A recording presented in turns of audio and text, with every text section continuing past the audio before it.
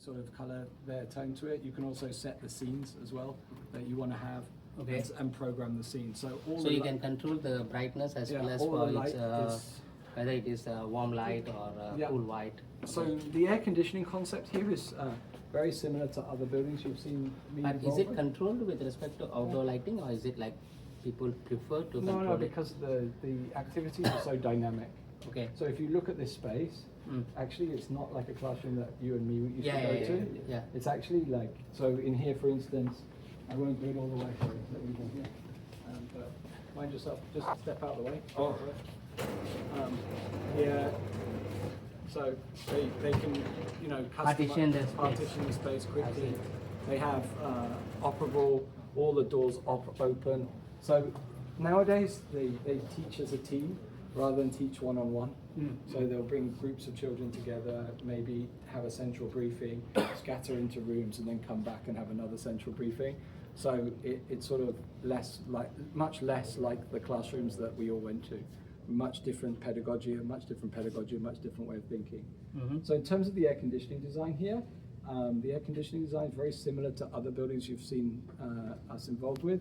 So broadly speaking, we've got a 100% fresh air system, and then here is our return. So it's being pulled through the building. So if you notice in the classrooms themselves, here they actually don't have the return. You can see no return inside the classroom.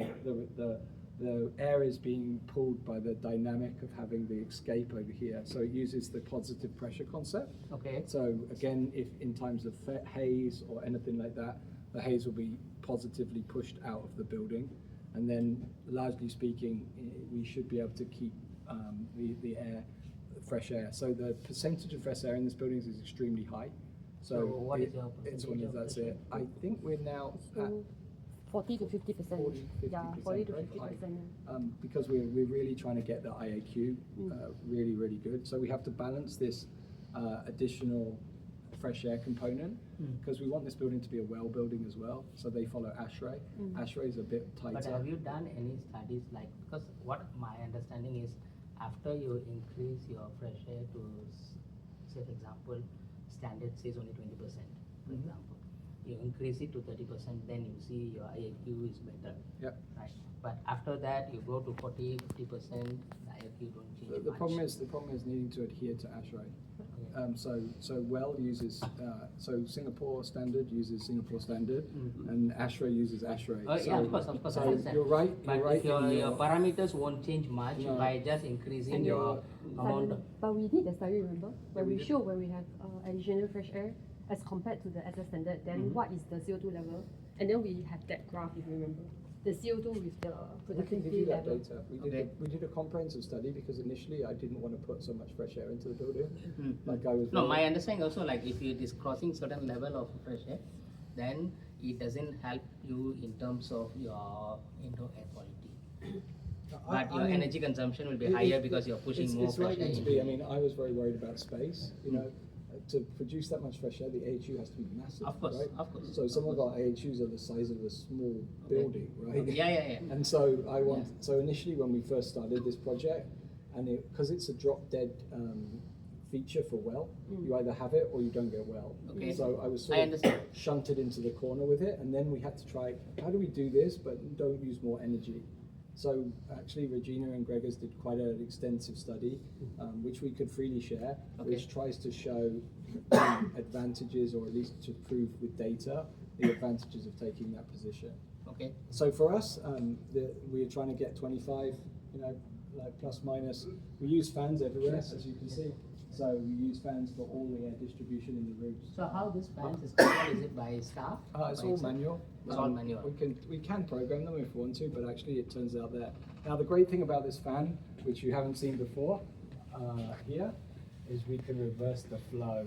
Okay. Yeah. So we can turn the flow the other way around. So the most important thing, you've seen my little experiment, right, with the piece of paper, which I will do again for the sake of comedy here. So we'll turn the fan on here, and then basically the big problem with the fan, noise. Okay. So the fan has to be silent. Yep. Yes. Right, come, let's go. Let's see. But the fan, when it is noisy, it's a DC fan, right?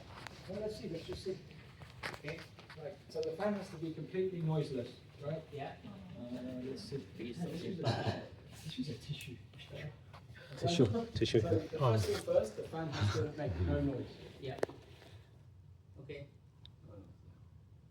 Right. That's the first thing. So these are custom-made fans for us, right? Yeah. The next thing is that if you're writing a piece of paper, okay? Mm.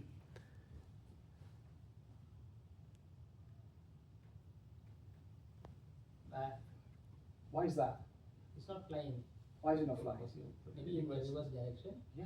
Yeah. But can you feel the air? It's coming because I'm far away from the fan, so it should. Yeah, so it's coming Yeah, in a correct, different direction, right? Yeah. So the ventilation is still there, Okay. but Okay. you can feel you're getting colder, right? Yeah. Yeah. So this fan was purposely designed. Now this fan is interesting. When you go to the bus bay, same fan, longer blade, Yep. same fan, Okay. Same motor fan. capacity, like same everything. Okay. So this is a modular fan. It allows us to change the blade sizes, Correct. to change the blade, They've to changed move this this blade. one. A custom. It's a complete custom SAS fan. Okay. Okay, but it's available blade. for purchase if you want to. Okay. But- Not from SAS. But not from SAS. but you know what I mean? Yeah, I understand. I get So- your point. Yeah. So I guess when you're talking to people, they have this concept that the fan is going to be noisy, they think the fan is going to be intrusive, they think the fan is going to blow all their papers everywhere. This is one of the things we have to fight, right?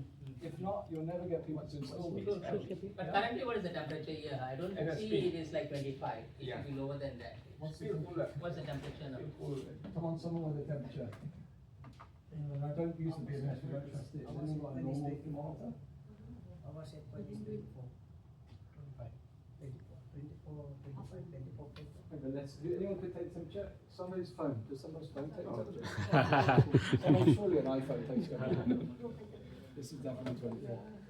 Yeah, it's not 25. That's what, because earlier you said it's 25. 24, 25. But what I'm depends on- saying is it's definitely but- because my sensor No. is still good. There's no Yeah. people load in here now. Right? But still, it has to maintain at 25, right? Whether it is people there No, or it- people it- not there, it it should coming maintain off. at 25, It's right? coming off. Okay. Should be around 23 plus, not even 24. I don't think it's as close to 23, but Set point maybe, but then effective. this is speed 4 out of 6. So the 24.3. Currently. Okay. But your set point is 25. So actually, Plus minus, this is the effective because of the fan movement. Yeah. So what- But the it's fan, not the fan movement shouldn't change the temperature. The it just temperature gives- will be the same, but it's how you feel. You'll feel colder with all the.